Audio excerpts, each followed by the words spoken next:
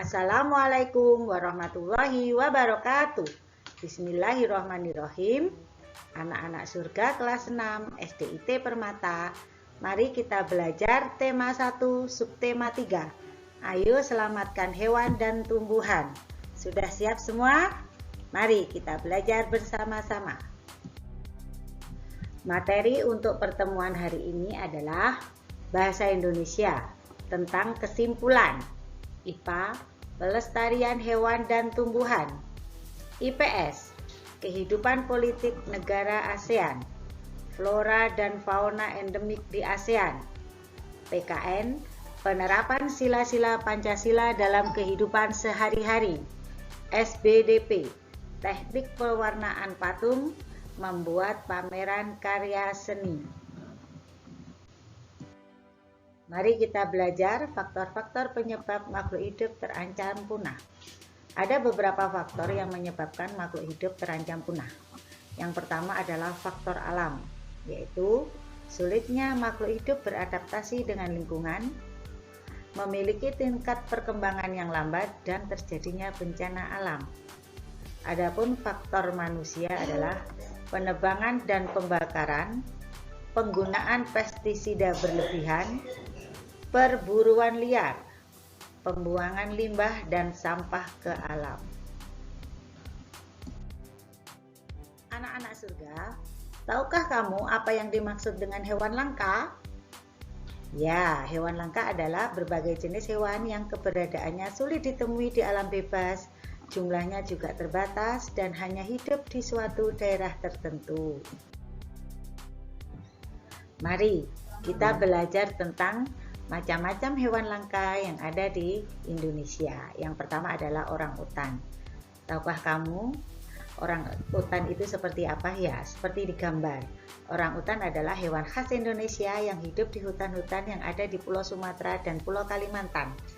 Orang utan hampir punah karena hanya banyak diburu oleh manusia dan tempat hidupnya juga semakin sempit karena dirusak oleh aktivitas manusia. Hewan langka selanjutnya adalah komodo. Komodo adalah kadal terbesar di dunia. Komodo hanya ada di Indonesia, tepatnya di Kepulauan Flores, terutama hidup di Kepulauan Komodo. Komodo ini membutuhkan waktu 5 tahun untuk bisa mencapai panjang 2 meter. Komodo adalah hewan yang ada hanya di Indonesia dan tergolong sebagai hewan yang dilindungi. Anoa. Anoa merupakan hewan khas dari Pulau Sulawesi. Hewan tersebut hanya hidup di Pulau Sulawesi. Mari kita lindungi anoa agar tidak punah.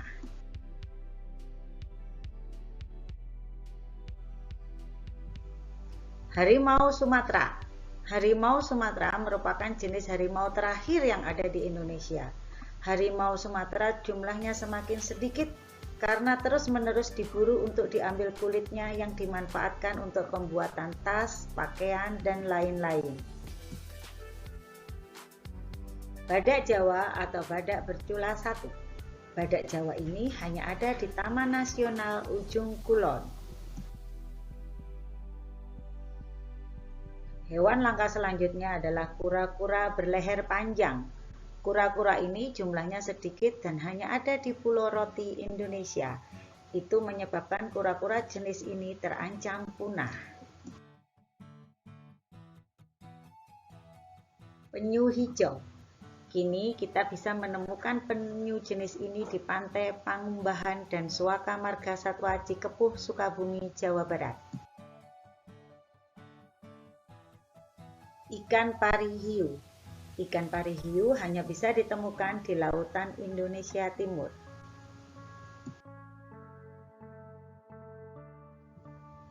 Hewan langka selanjutnya adalah ikan gergaji bergigi besar. Jumlahnya semakin sedikit. Hal itu karena hewan ini banyak diburu untuk dimakan. Keberadaannya hanya ada di laut Indonesia Timur. Burung cendrawasih. Banyak orang memburu burung cendrawasih dikarenakan burung ini memiliki bulu yang sangat indah. Burung ini merupakan burung khas Papua. Burung jalak Bali.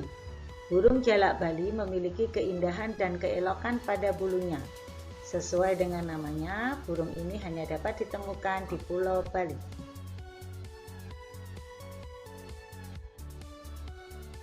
Burung kakak tua jambul kuning. Burung ini memiliki warna jambul yang khas sehingga banyak yang memburunya.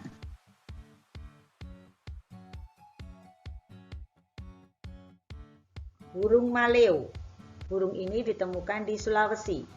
Burung maleo memiliki ukuran telur yang 5 kali lebih besar dari telur ayam. Kemudian kita belajar tentang tumbuhan langka. Tahukah kamu apa yang disebut dengan tumbuhan langka? Ya, tumbuhan langka adalah berbagai jenis tumbuhan yang keberadaannya sulit ditemui di alam bebas. Jumlahnya juga terbatas dan hanya hidup di suatu daerah tertentu. Apa saja tumbuhan langka yang ada di Indonesia? Mari kita pelajari satu persatu. Yang pertama adalah bunga Rafflesia arnoldi. Bunga Rafflesia arnoldi mengeluarkan bau seperti bangkai dan memiliki ukuran yang besar. Bunga ini terancam punah karena teknik untuk membudidayakan bunga jenis ini belum ditemukan. Waktu yang singkat untuk tumbuh menjadi masalah utama untuk melestarikan tumbuhan ini. Tumbuhan langka selanjutnya adalah tumbuhan kantong semar. Tumbuhan ini berada di daerah yang kurang akan nitrogen. Tumbuhan ini bisa ditemukan di Jawa Barat, tepatnya di hutan di daerah Tangkuban Perahu.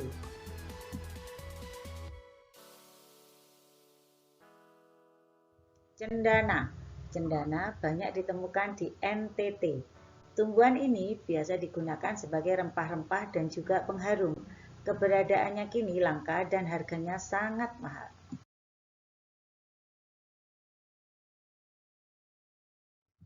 Pohon meranti. Meranti merupakan salah satu jenis tumbuhan yang sering dicari di pasaran. Tumbuhan jenis ini sangat lama untuk bertumbuh dan berkembang, sehingga jumlahnya semakin sedikit dan terancam punah. Mengapa pelestarian hewan dan tumbuhan itu penting? Keberadaan hewan dan tumbuhan sangat penting karena dapat memberikan manfaat yang sangat banyak. Banyak obat-obatan diperoleh dari hewan dan tumbuhan. Setiap hewan dan tumbuhan memiliki peran masing-masing dalam ekosistem kehidupan. Jika salah satu unsur ekosistem kehidupan ada yang punah, maka akan merusak rantai ekosistem itu sendiri. Tahukah kamu bagaimana cara melestarikan hewan dan tumbuhan agar tidak punah? Salah satu cara sederhana untuk melestarikan hewan dan tumbuhan yaitu dengan menyediakan makanan, air, dan tempat tinggal yang layak. Selain itu, pelestarian hewan dan tumbuhan langka yang terancam punah juga dapat dilakukan dengan cara pelestarian in situ dan pelestarian ex situ. Pelestarian in situ adalah pelestarian yang dilakukan di tempat asli hewan atau tumbuhan tersebut berada. Contohnya yaitu pelestarian yang dilakukan di hutan lindung, suaka margasatwa, dan taman nasional. Contoh-contoh pelestarian in situ. 1. Taman Nasional Ujung Kulon, yaitu Badak Bercula 1. 2. Taman Nasional Tanjung Puting, yaitu orang utan. 3. Cagar Alam Hutan Kepulauan Karimata. 4. Taman Nasional Kerinci Seblat. 5. Taman Nasional Komodo. 6. Taman Nasional Gunung Lauser. 7. Hutan Lindung Sungai Wain. 8. Taman Nasional Waikambas, yaitu gajah. 9. Suaka Margasatwa Buton Utara. 10. Taman Nasional Bromo Tengger.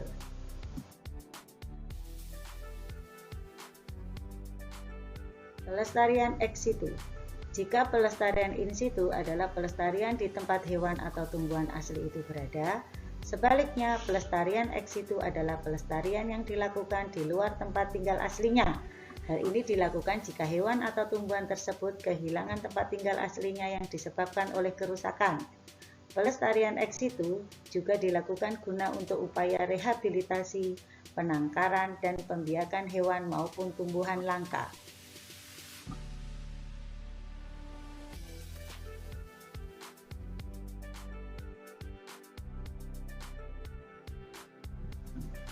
Untuk menanggulangi kelangkaan pada tumbuhan, perlu diupayakan perkembangbiakan tumbuhan. Perkembangbiakan tumbuhan merupakan sebuah proses terbentuknya suatu tumbuhan baru yang sama jenisnya dengan tumbuhan yang menghasilkannya.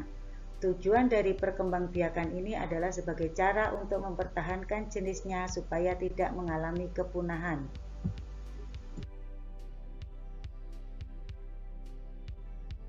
Perkembangbiakan tumbuhan ada dua macam, yaitu perkembangbiakan generatif dan perkembangbiakan vegetatif. Perkembangbiakan generatif sudah kita bahas di subtema 1 pekan lalu. Oke, sekarang kita belajar tentang perkembangbiakan vegetatif. Apa itu perkembangbiakan vegetatif? Perkembangbiakan vegetatif adalah perkembangbiakan yang dilakukan secara tidak kawin. Ada dua macam perkembangbiakan vegetatif, yaitu vegetatif alami dan vegetatif buatan. Vegetatif alami contohnya adalah tunas batang, tunas daun, umbi lapis, umbi batang, umbi akar, rizoma, dan stolon. Sedangkan vegetatif buatan ada okulasi, mengenten, stek, cangkok, dan merunduk.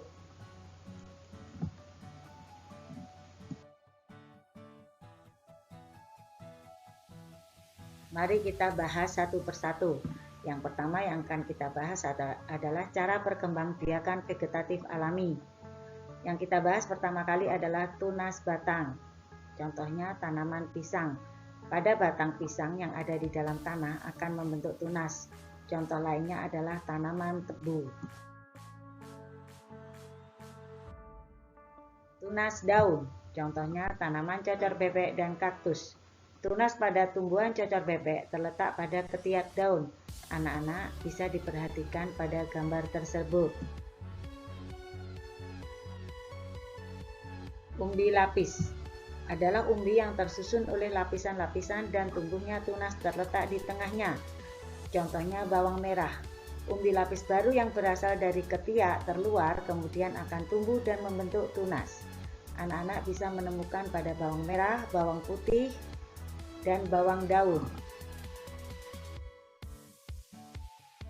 Umbi batang, contohnya adalah tanaman kentang dan ubi jalar. Tunas bisa tumbuh di beberapa tempat atau pada mata tunas. Umbi akar adalah bagian akar yang menjadi besar karena umbi akar mempunyai fungsi untuk cadangan makanan. Contohnya adalah pada tanaman singkong dan wortel. Rizoma atau akar tinggal. Tunas pada akar tinggal adalah merupakan batang yang tumbuh mendatar pada permukaan tanah. Adapun ciri dari akar tinggal adalah memiliki bentuk yang menyerupai akar, namun berbuku-buku seperti batang. Contohnya tanaman kunyit, lengkuas, dan temulawak. Stolon atau geragi adalah batang yang tumbuh dan menjalar di atas atau bawah tanah. Contoh tanaman yang berkembang biak dengan stolon yang menjalar di bawah permukaan tanah adalah pada rumput teki. Sedangkan yang berada di atas permukaan tanah adalah arbai dan semanggi. Selanjutnya kita belajar tentang vegetatif buatan. Yang pertama yang akan kita bahas untuk perkembangbiakan vegetatif buatan adalah okulasi atau menempel. Okulasi atau menempel adalah perkembangbiakan dengan cara menempel batang yang mempunyai tunas pada pohon lain, tapi yang sejenis. Pada umumnya, tanaman yang diambil tunasnya adalah yang memiliki keunggulan, misalnya dalam hal tanamannya lebih kuat, mempunyai buah yang lebih besar, dan tahan terhadap penyakit. Contohnya menempel antara mangga mana lagi dengan mangga arum manis. Untuk vegetatif buatan yang kedua adalah mengenten. Apa itu mengenten? Mengenten yaitu menyambung satu batang tanaman dengan batang tanaman yang lainnya. Contohnya adalah mengenten untuk tanaman singkong karet yang bawah pada gambar dengan tanaman singkong biasa atau bagian atas. Bisa diperhatikan pada gambar tersebut. Vegetatif buatan yang ketiga adalah stek. Caranya memotong batang tanaman induk yang sudah tua. Syaratnya adalah pada potongan tersebut terdapat buku supaya bisa tumbuh. Contoh tanaman yang dapat disetek yaitu tanaman singkong dan tebu. Contoh perkembangbiakan vegetatif buatan yang lainnya adalah cangkok. Untuk mencangkok hanya dapat dilakukan pada tanaman dikotil. Contohnya mencangkok pada tanaman rambutan, mangga, durian, jambu, dan lain-lain. Anak-anak bisa diperhatikan pada gambar tersebut. Contoh vegetatif buatan yang terakhir adalah merunduk, yaitu menimbun bagian batang yang tumbuh panjang di permukaan tanah. Bagian batang tersebut dibenamkan ke dalam tanah hingga muncul akar. Contohnya merunduk adalah tanaman anggur, anyelir, apel, dan juga alamanda. Untuk penerapan sila-sila Pancasila dalam kehidupan sehari-hari berkaitan dengan selamatkan hewan dan tumbuhan adalah sebagai berikut. Sila yang pertama, melindungi dan merawat hewan sebagai tanda syukur kepada Tuhan Yang Maha Esa. Bersyukur kepada Tuhan atas karunia-Nya sehingga kita dapat memanfaatkan berbagai tumbuhan. Sila kedua yang berkaitan dengan selamatkan hewan dan tumbuhan adalah merawat hewan peliharaan yang sakit, merawat tumbuhan dengan baik. Kemudian sila ketiga yang berkaitan dengan selamatkan hewan dan tumbuhan adalah memiliki kebanggaan terhadap hewan-hewan asli Indonesia yang unik dan beragam. Bangga terhadap berbagai tumbuhan langka yang ada di Indonesia. Kemudian sila keempat, melaksanakan kewajiban dan hak kita dalam menyayangi hewan di sekitar kita. Berdiskusi untuk membagi tugas merawat hewan peliharaan. Sila kelima, membagi tugas merawat hewan dengan adil. Bersama-sama menjaga kelestarian tumbuhan di sekitar kita. Nah, anak-anak, Ustazah ucapkan terima kasih atas perhatiannya tentang penjelasan yang telah Ustazah berikan mulai dari awal sampai akhir. Semoga apa yang sudah Ustazah sampaikan bermanfaat untuk anak-anak semua. Terima kasih, selamat belajar dan mengerjakan tugas dari Ustazah. Wassalamualaikum warahmatullahi wabarakatuh.